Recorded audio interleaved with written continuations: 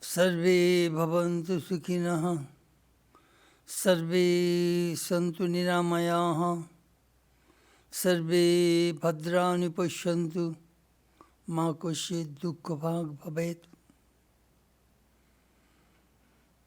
May all beings be happy. May all beings be free from disease. May all beings realize the righteousness, the truth.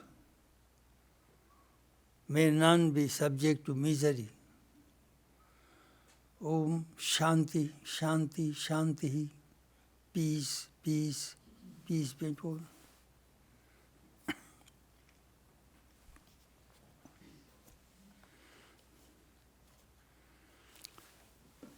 This morning our subject is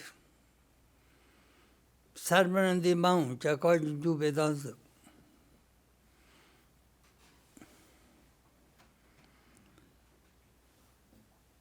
We are conducting our annual Christmas service.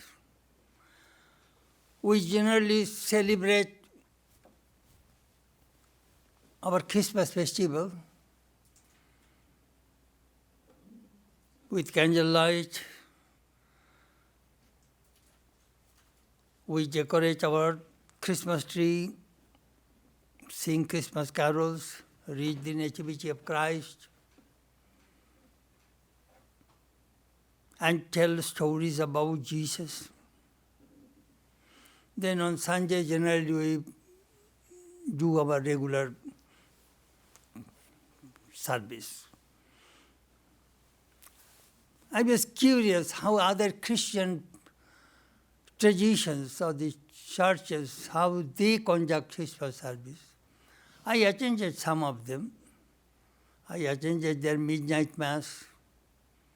They sing very well. They conduct the mass. But some people use Christmas in a very secular way. I was reading some of their sayings that how they look after Christmas. Christmas means to me a celebration which includes spending time with my family, decorating the entire house, shopping for the people we love. Another person said, Christmas is a time to remember the birth of Jesus and the gift of God's man. There are various peoples, they have various outlook about Christmas. Some people say it is a major Christian holiday observed by people worldwide. The day is filled with joy, love, and giving. Families decorate Christmas trees. They say Santa Claus brings gifts. Many people attend church services to celebrate religious significance of the day. Christmas meals are shared, and communities often come together to festive activities. People exchange gifts as a symbol of love and generosity.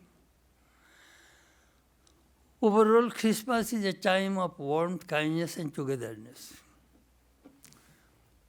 But you know, I have noticed in our town, in St. Louis, Post-Dispatch, write 101 stories of the needy people. And the people of our community generously donate money for those people. As I always say, that American people are the most generous people. Of course, the Christmas economic side also is considered. It boosts our economy. People go buy from Thanksgiving to Christmas. They buy many things and help our economy. This is the way most of the people think about Christmas. Now, Christmas. called Christmas. I was reading that what do the Christian Catholic churches, what do they do? The Christ and Mass. Mass means divine communion. If you go to a Catholic church, you will see the Father is conducting the Mass. After their regular service, they say, go in the peace of Jesus, of Christ, to love and serve the Lord. And the audience responds, thanks be to God. That is the way in Catholic Church they do. Please watch two words of Jesus. Go, love people and serve people. That is the main focus of Christmas. Love people, serve people. That is the fundamental of all religions. Very interesting.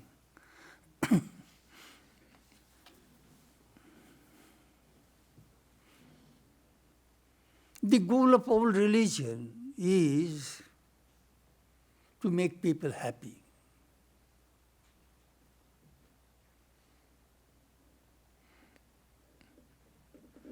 And to realize what is good. All great teachers tell us how to be good.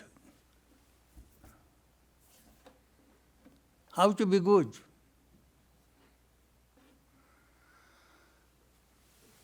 All great teachers tell us, Moses will tell us 10 commandments, do not kill, do not commit adultery, do not lie. Jesus will tell us 9 beatitudes that we shall talk. Buddha says, observe by Dosha-shilas, 10 disciplines, and Eightfold Path. You will be a beautiful human being. Patanjali, the father of yoga psychology, tells us, follow my yama and yama, my 10 disciplines, 10 virtues, which will make you just a beautiful human being. We want to be good.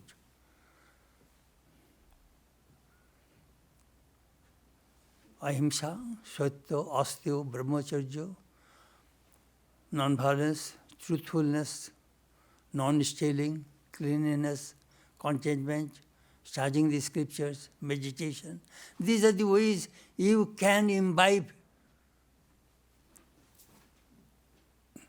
good qualities, and that will make you a beautiful human being. We want to be good. Why? It is very individualistic. Do you know what? If one person is good, it is like a contagious. The other person will be good, other person will be good. As a result, the whole society will be good.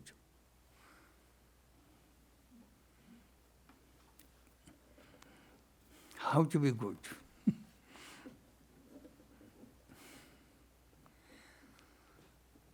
We want to be we want a good society with peace and happiness.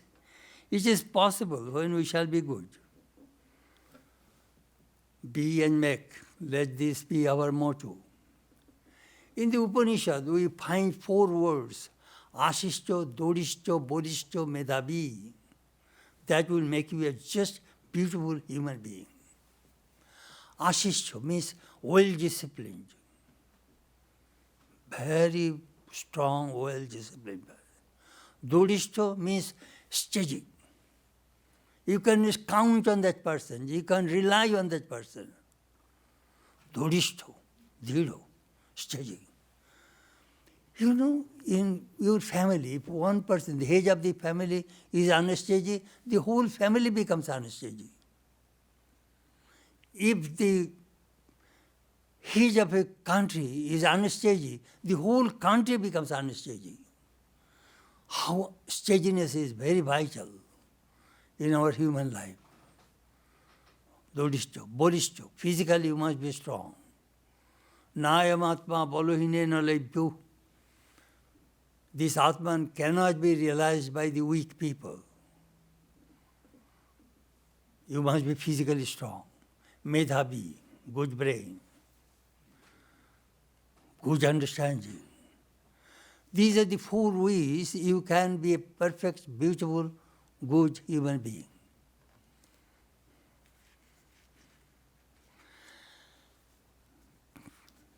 Christ, we shall talk more about it. Christ said, be ye perfect, as the Father of heaven is perfect. A perfection. Swami Vivekananda defined religion. Religion is the manifestation of perfection already in human being. Religion is the manifestation of divinity already in human being. Religion is being and becoming. The old religion said he was an atheist who did not believe in God. The new religion says he is an atheist who does not believe in himself. This is called man-making religion. That is the main focus when we celebrate the birthdays of the great teachers of the world.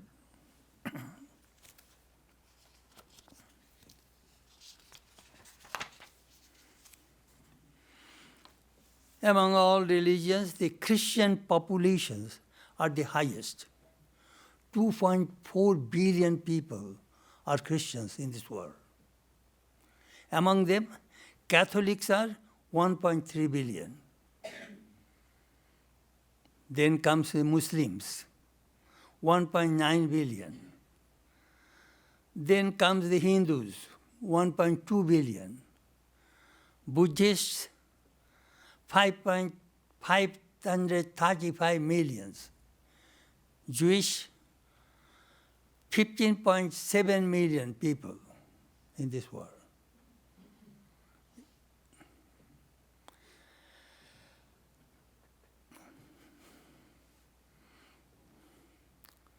During the time of Ashoka, 1/3 population of the world was Buddhists. As I always say, that the 3 religions are missionary religions. They convert. Christianity, Islam, and Buddhism. The question arose, do these people practice their religions? Do they follow their prophets?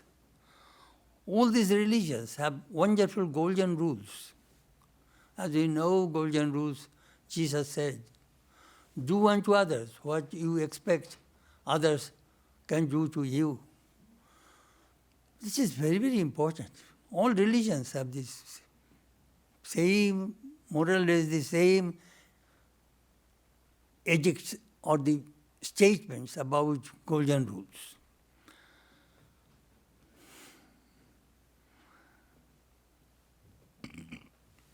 But what we see, every day we see there is so much bloodshed in the name of religion. Look at the world, what is going on. Killing, destroying, murdering in the name of religion. This is not true religion.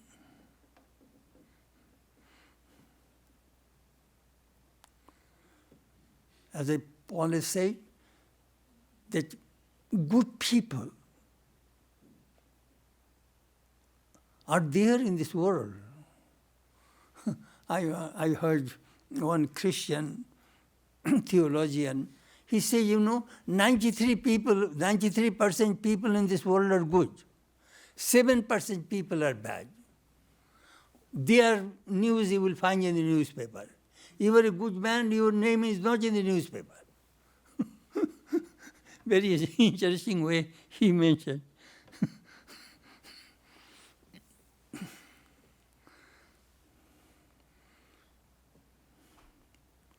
Sometimes I remember Swami Vivekananda was in this country in 1894. He was in Detroit.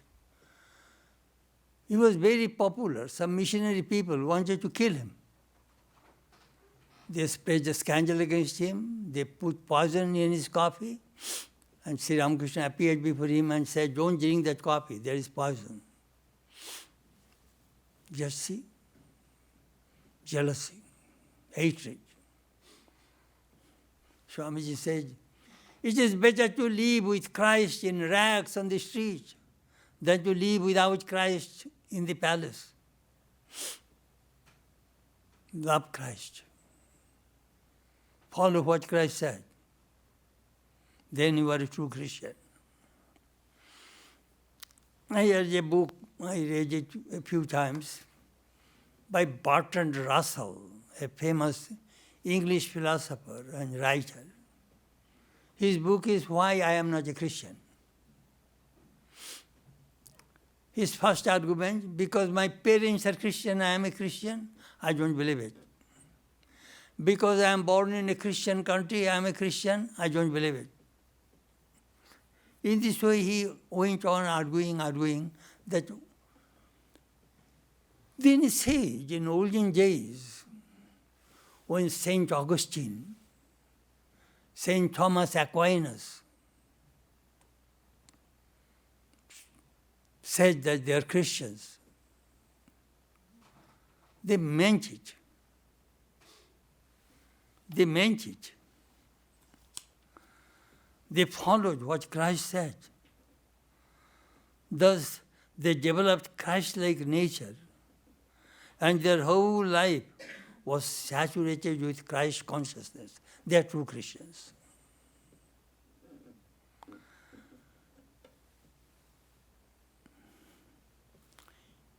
Another thing, please remember,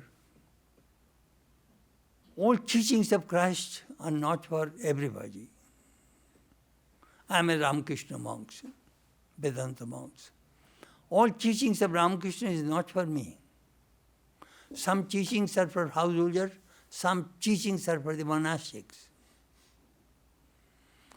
The Sermon on the Mount which Christ gave to the monastics, as you remember, we will see, at that time Christ was teaching all over Syria, Galilee, Samaria, Judea, Idumea.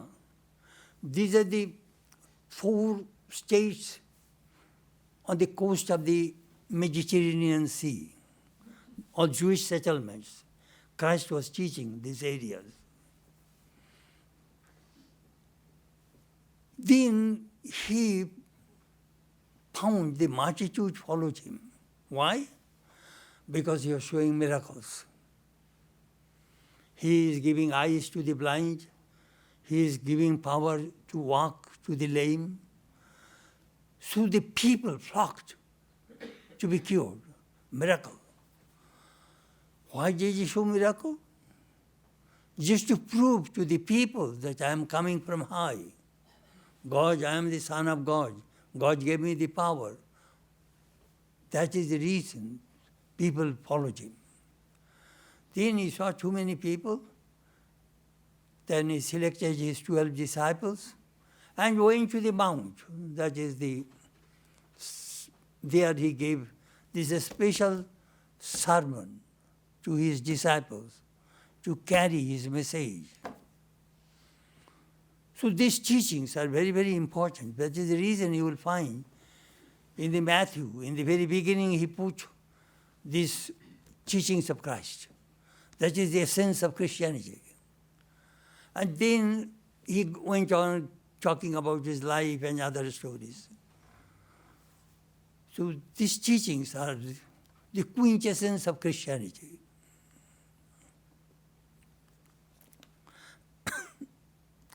So he took them and then he taught them.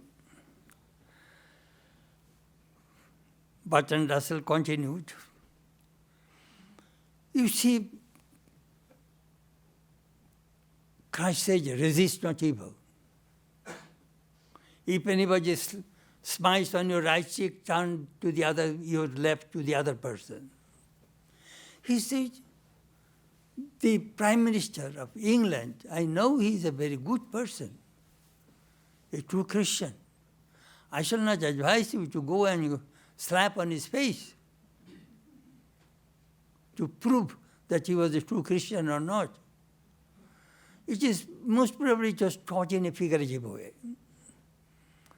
Second thing he said, judge not, lest ye be judged. I know many good Christian judges in this country. They judge every day to maintain the peace and order of the society. If they do not judge, what will happen? They will break us. That thing Jesus said for the monastics. Do not see fault in others, judge not. You see, you will have to see the teachings vary from person to person. Then he said, Christ said, if thou wilt be perfect, go and sell that which you have and give to the poor. This is an excellent maxim, but the devout Christians do not practice it. Sell whatever we have and then follow me. Who can do that? Only monks can do it. Householders cannot do it. I'm just telling you that how the teachings are to be practiced. But there was one Jesuit father, he came to the abbot and said, the book which taught me sell whatever you have, then follow me, I sold that book.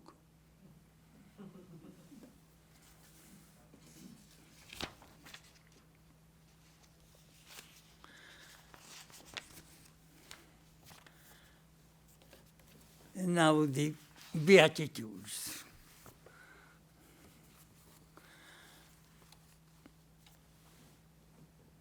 Beatitudes in Aramaic it is called Toowa, Toowa, which means blissful, blessedness, lucky, delight, fortunate.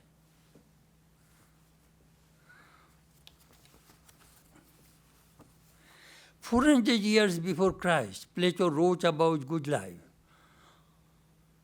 Plato's ideal state including 3 classes of people who were wise, brave, and had self-discipline.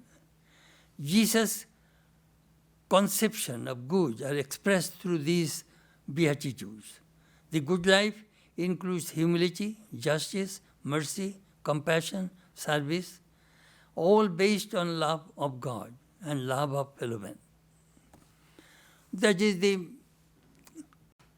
meaning of the word beatitude. Why should I develop myself with all the divine qualities?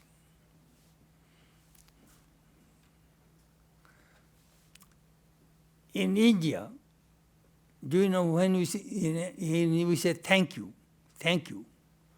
In India, do you know what we call? Dhanyavad. Do you know what dhanyavad means? It comes from the word dhvani. Dhvani means sound. Sound. What does it sound? Your good qualities inside reverberate. And that good qualities manifest in your person, in your activities, in your behavior, in your talk.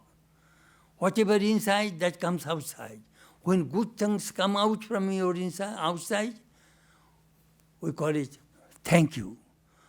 But if that good virtues reverberate, make some noise, only that person can have thank you. That thing. We say thank you, dhanyavad. So human beings, these good qualities, really are the real ornaments, jewels in human system. Physical beauty does not last long, but the inner beauty are everlasting. That Christ is talking about, these beatitudes. Adorn yourself with these qualities, then you will be a Christ-like person. The first teaching, Christ said, blessed are the poor in spirit, for theirs is the kingdom of heaven.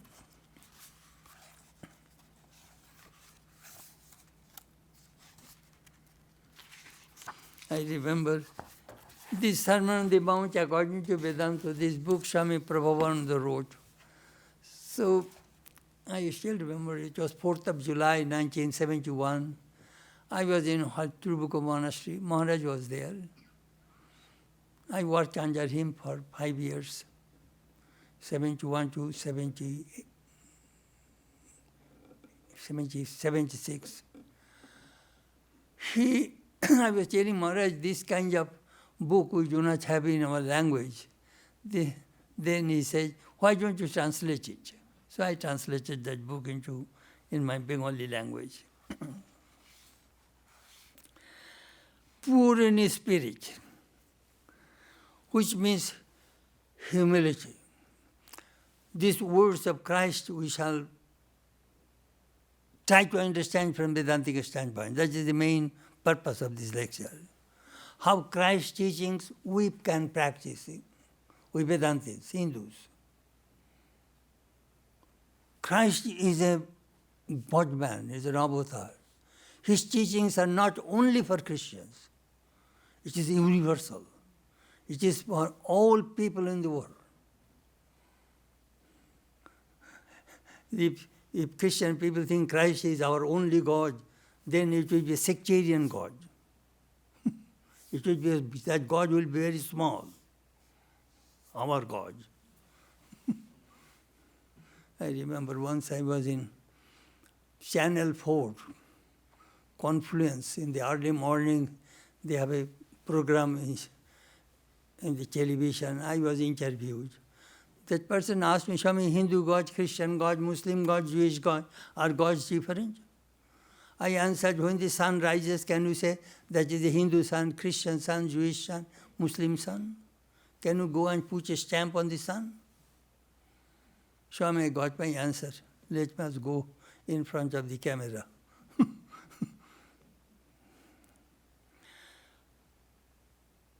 Humility. In spiritual life, it is a basic thing. Krishna says also, Tadvidhi prunipatena puriprasnena shevaya. You must approach to your teacher with humility first. As Sri Ramakrishna says, water does not accumulate in the top of the hill. It goes to the valley, lower place. Be humble. That is very, very important in spiritual life.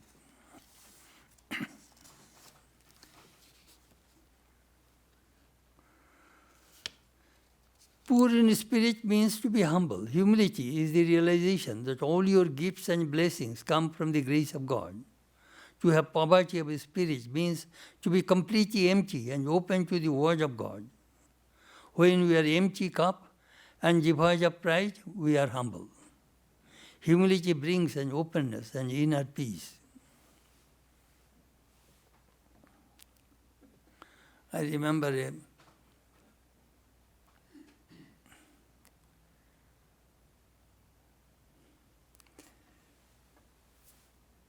that Buddhist saying that a Zen story. A Zen teacher, a professor came to a Zen teacher and asked, please teach me. Sit down, have a cup of tea. The professor sat down. The teacher was pouring tea on his cup. And the cup was overflowing, falling from the table to the floor. What are you doing? The cup is already full. Why are you pouring? That is my answer to you. Your mind is full of ideas and thoughts. I cannot put anything there. First empty yourself. Then I can teach you. Your mind is full. That is a famous Zen teaching. Next teaching. Blessed are they that mourn, for they shall be comforted. Mourn. We are mourning all the time. Why? Our desires are not fulfilled.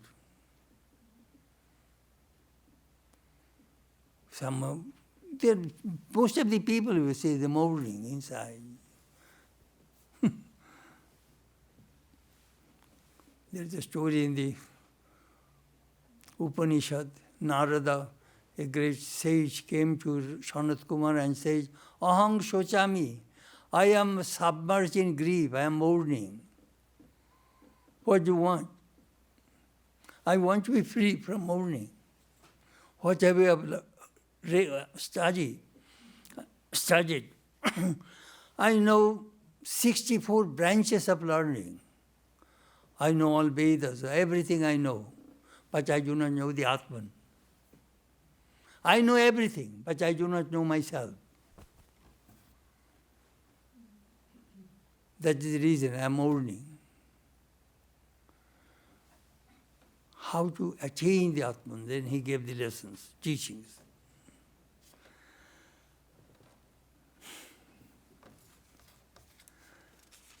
More.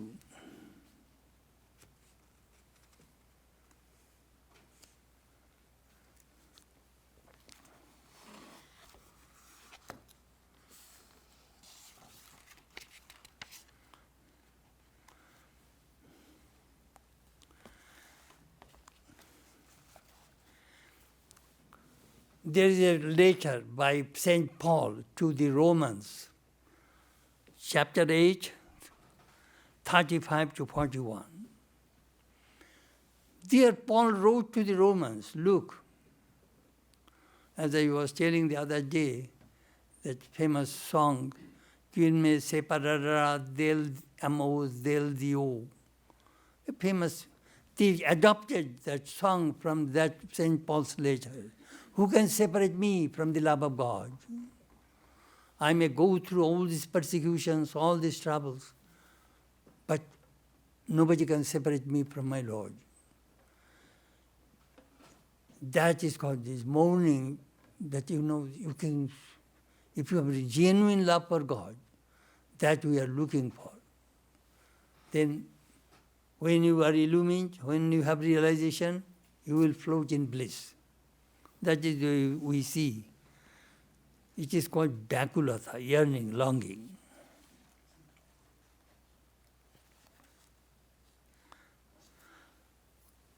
Blessed are the meek, for they shall inherit the earth. Meek. Meek doesn't mean that you will have to be a doormat. Meek means gentle.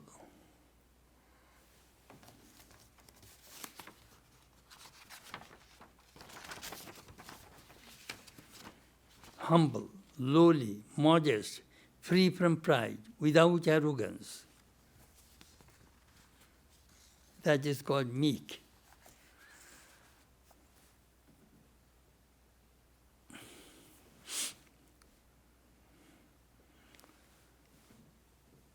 A person who has no ego conquers the heart of all people. Oh, that person is so humble, nice. Egotistic person, very difficult. The people avoid that kind of egotistic person. There is a verse in the in the Mahabharata, Mriduna daruna munti, Mriduna hunti adarunam, nasaibu mriduna kinchit, tasmat tikshataram mridu. Mridu means majesty. Majesty has a tremendous power. It conquers the heart of the cruel and good. Modest, humble. That Christ meant. Self-surrender in another way.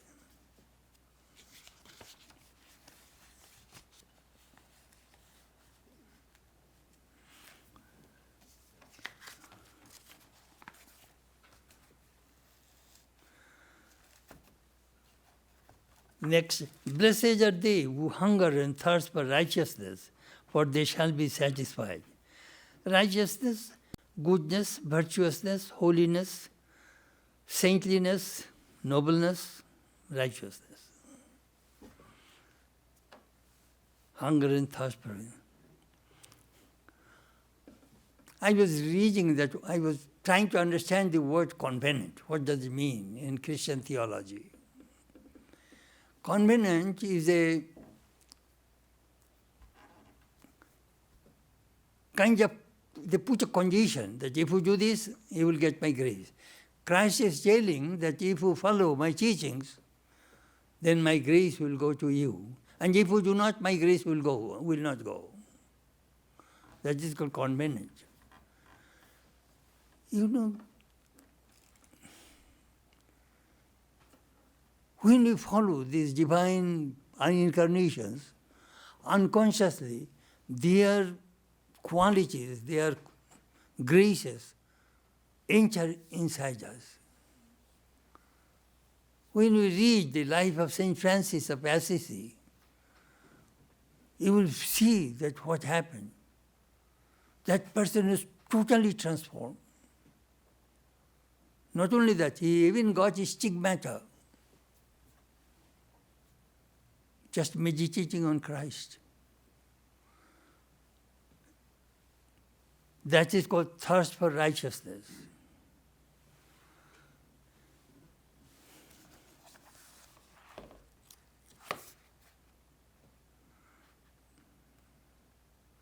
Hunger for God. All mystics we find that how much longing they had, as I said many times to you, seeing this setting sun, Sri Ramakrishna used to cry, Mother, another day is gone in vain, still thou art not revealed unto me. He used to rub his face on the grass, crying, another day is gone in vain. I have not seen God yet.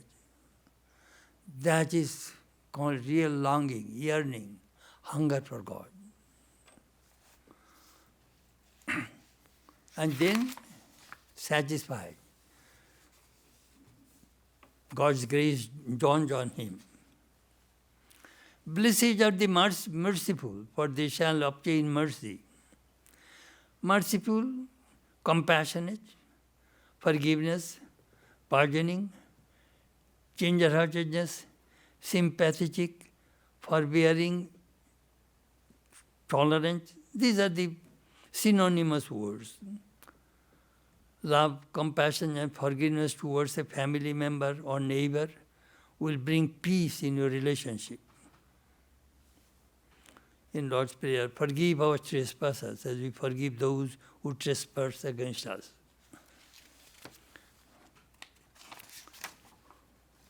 Merciful.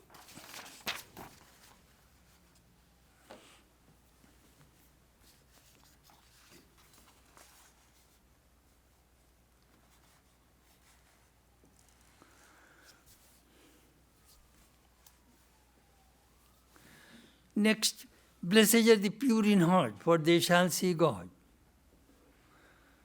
It is a very, very beautiful teaching. Do you know what Swami Vivekananda said about this single sentence? This sentence alone would save mankind if all books and prophets are lost. This purity of heart will bring the vision of God. That he told to the American people in Thousand Island Park. Purity of heart. Do you know what purity of heart means? Desirelessness.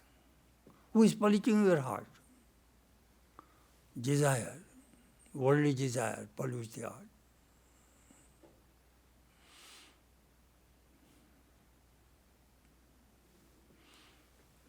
Desire. Where does this desire come from? Ignorance. As I always say, the Vedantic perspective of desire, avidya, kamo, karma. Ignorance produces desire, desire produces action. All these people you see in this world are rotating in these three places. Desire, action, ignorance, desire, action. All of us. These three places we are rotating.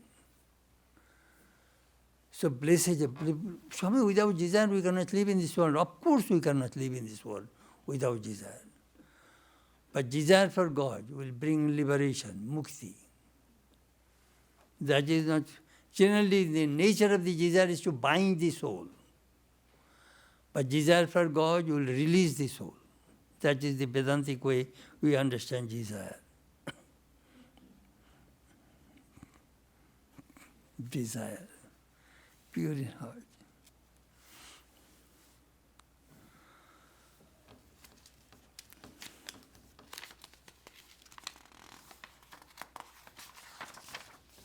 Blessed are they who are persecuted for the sake of righteousness, for theirs is the kingdom of heaven. Persecuted. We see that how the disciples, most of the disciples of Christ were martyred. I think only St. John was not killed. Most of them are killed. They carried Christ's message and Jesus spread.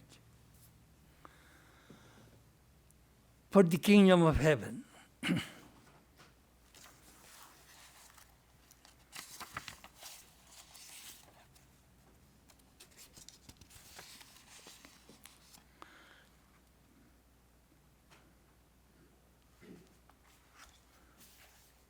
Persecuted.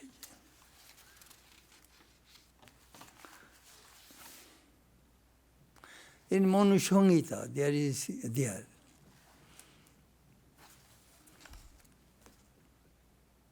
Sukhami abhamata shete sukham cha pratibuddhate sukhami charati loke abhamanta vinashati. Sukhami charati loke. You are persecuted. Do not react. Do not react. The moment you react, that means you are buying that person's anger and hatred. Hatred cannot be conquered by hatred. Hatred can be conquered by love. This is the eternal law, said Buddha in his Dhammapada. So, Sukham, you will sleep happily, you will get up happily, you will move in this world happily if you do not react. Forbear all the persecutions. Because those things will go back to the persecutor. You have come to sell your produce in the market. If there is no buyers, you take back your produce to your home. So you have come to release your anger, jealousy, hatred to me. I did not buy it, so all those things will go back to you. That is the way it works. That Christ was talking about. Persecuted.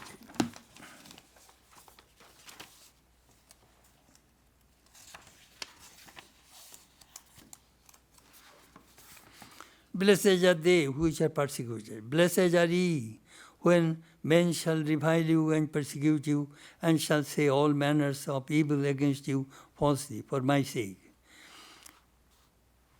It is very, very common. If you carry God's message, in the beginning you will be questioned, you will be opposed, you will be persecuted. But if you hold on, you will conquer. That Christ was talking about. That is the way Christianity spread.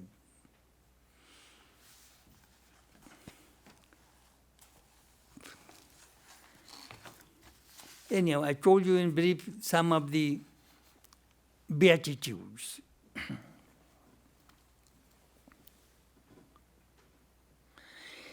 In the Sermon on the Mount, Jesus taught his disciples a common prayer. Our Father, who art in heaven, hallowed be thy name. We know that prayer. First, seek the kingdom of heaven, and everything should be added unto you. First, establish a relationship with God.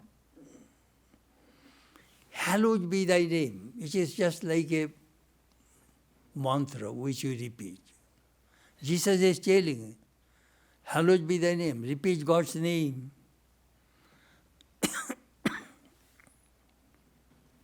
He says, for where 2 or 3 are gathered in my name, there am I in the midst of them. Whatever you ask in my name, I shall do it. There are many Christ mantra we know. Hail Maria, that is a Catholic people repeat. Lord Jesus, have mercy on me. Om Jishabe Namaha, Om Krishtaya Namaha. These are all mantras some people repeat. Thy kingdom come. That means the avatar has come. I am the Son of God. Wherever I go, that place becomes the kingdom of God. Thy will be done on earth. That means self-surrender. We try to understand the words of Christ from the Vedantic standpoint. When God's wish is done, we resent. That means our ego reacts.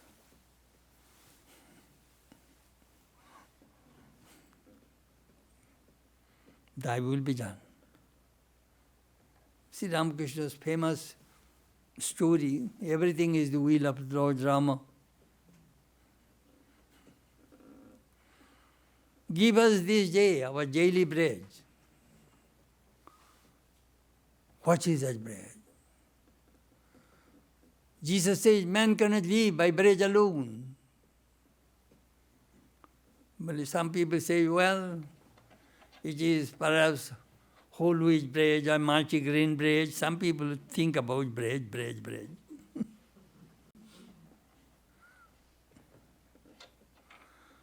Bread means food. We eat food. Physical food, intellectual food, spiritual food. Food brings nourishment to human system. Jesus meant that.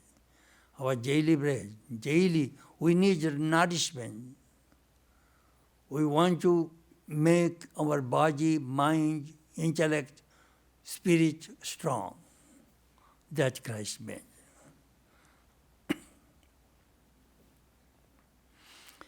Forgive us our debts, means sins. Peter said, how many times shall I forgive my brethren sin against me? 7 times? Jesus, no, 70 times 7. That means 490 times. Means unlimited. Look, Jesus was on the cross. He said, Father, forgive them, for they know not what they are doing. Forgiveness. Forgive and forget. If we do not forgive or forget, your life will be miserable.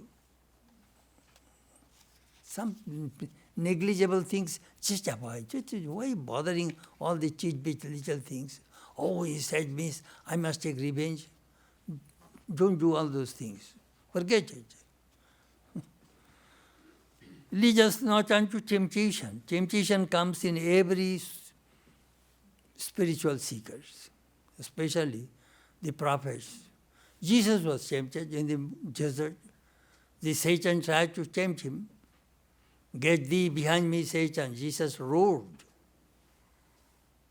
He stopped. Buddha was tempted by Mara. Ramakrishna was tempted. Mathur brought beautiful prostitutes in his room, gave plenty of money, gave all power, position. No. He was tested. Do you know what Yoga Sutra says? In the Vibhuti Pada, third part of the Yoga Sutra, there is a 51 aphorisms where Patanjali says, Sthani upanimantrane sangamaya karanam punah anishta prasangat. By practicing spiritual disciplines, there are 4 stages. Pratham kolpika, madhubhumika, pragyajyoti, atikranta bhavaniyo. Pratham kolpika means you are disciplining yourself, you are saying, I want to practice a spiritual life. No problem. In the second stage, problem comes. At that time, you develop some power, some kind of occult power. Then, that stage, the gods try to tempt him that you are really a genuine person or not, or you have a motive to come to heaven and occupy our places. So they send some beautiful girls and money and tempt you, and so that you may fall. If you can overcome that temptation, then the third stage, Pragyajyoti. Do you know what happened at that time? The yogi sees your inside, outside. It is just X-ray vision. He will never be tempted. He will never be deluded. He will never be confused. That is called Prajna Jyoti. And the fourth stage, Utikranta Bhavanya, he is above. Maya cannot touch him. So in the above two stages are higher than the God's stage. The yogis want that stage, so they will be free.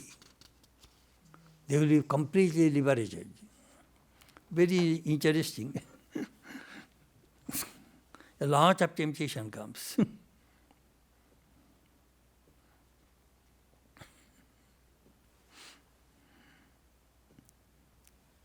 Be perfect.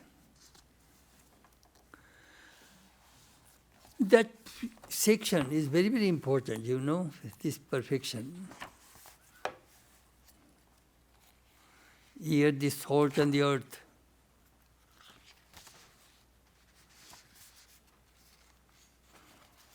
How to get perfection? Jesus taught, love thy Lord with all thy soul, with all thy heart, all thy soul, all thy mind, all thy strength. These are the four yogas. I am telling you how to attain perfection. Vedanta also teaches karma yoga, jnana yoga, bhakti yoga, raja yoga. Path of self-action, path of devotion, path of knowledge, and path of meditation. The four yogas. So Jesus also taught, with all thy heart means bhakti yoga, devotion, soul, jnana yoga, mind, raja yoga, strength, that is karma yoga. So through this way you can make yourself perfect. That is the reason Swami Vivekananda mentioned in his Raja Yoga. Each soul is potentially divine. The goal is to manifest this divinity by controlling nature. Do this either by work or worship or psychic control, by one or more or all of these, and be free. This is the whole of religion. Perfection is very, very important. We want to be perfect. We want everybody in our society should be perfect. In our family should be perfect. Nobody wants imperfect wife, imperfect husband, imperfect children, imperfect doctor, imperfect quack doctor, quack dentist. We want good ones. Just see. This is our inside manifestation of perfection. We always strive for the perfection. Oof.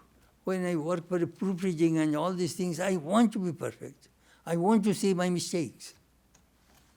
Perfection is very, very important.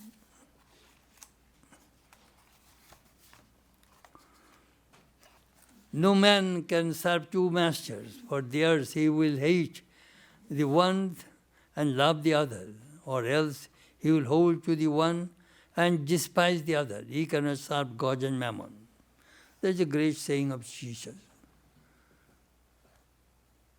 Day and night never stay together. When we say I, God is not there. When we say God, I is not there. I and God, ego and God cannot stay together. God's mammon.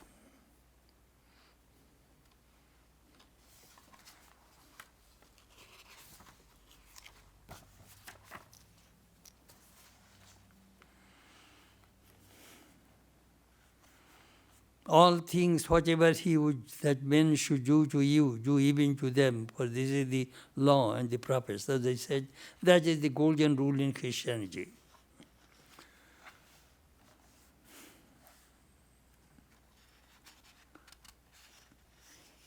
Then comes the straight is the gate. That is towards the end he talked about it.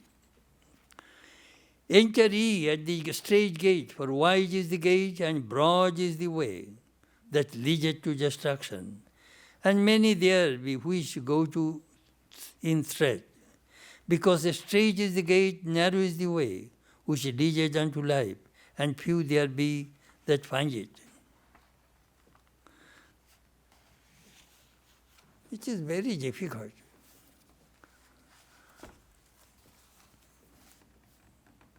Do you know what is difficult?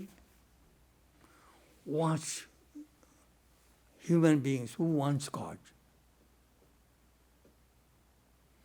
You can put your hand on your chest and say, really do I want God?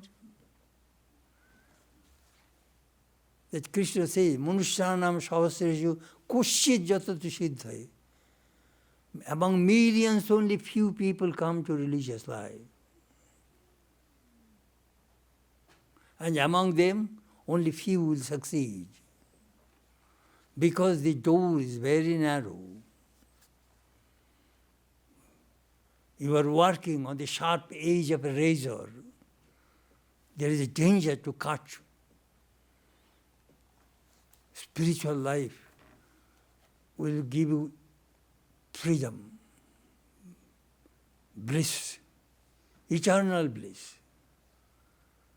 and liberation forever. Who wants?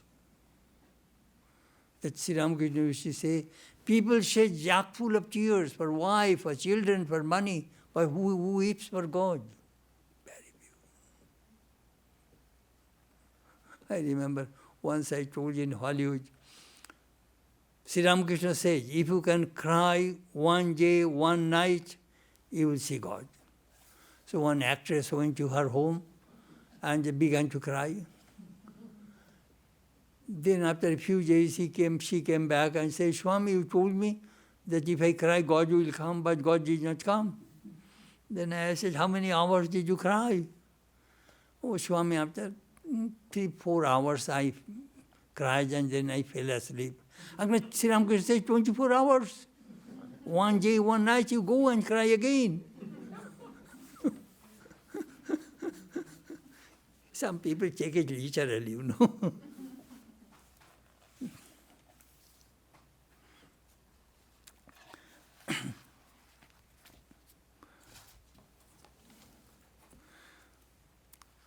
I shall read a letter of Swami Vivekananda, which he wrote to Miss Josephine MacLeod on 7th October 1896. Why did not Christ say in the Sermon on the Mount, blessed are they that are always cheerful and always hopeful, for they have already the kingdom of heaven? I am sure he must have said it. He, with the sorrows of the whole world in his heart, he who likened the saintly soul with the child, but it was not noted down. Many things Christ said are not noted down. This statement, do you know what Swamiji is mentioning? Is meaning Jivan Mukto, illumined soul. When a person becomes illumined, what happens? He floats, he is always cheerful and always hopeful. That happens. So our Christmas service, our goal is to be always cheerful, always hopeful, and in the beginning, as I said, Christmas, which means love and serve people. That is the message of our Christmas service. Thank you very much. ईशावतार सर्वजनबंध धर्म रक्षक योसेप many नंदन त्राणकर्ता Jesus Christaय वै नमो नमः.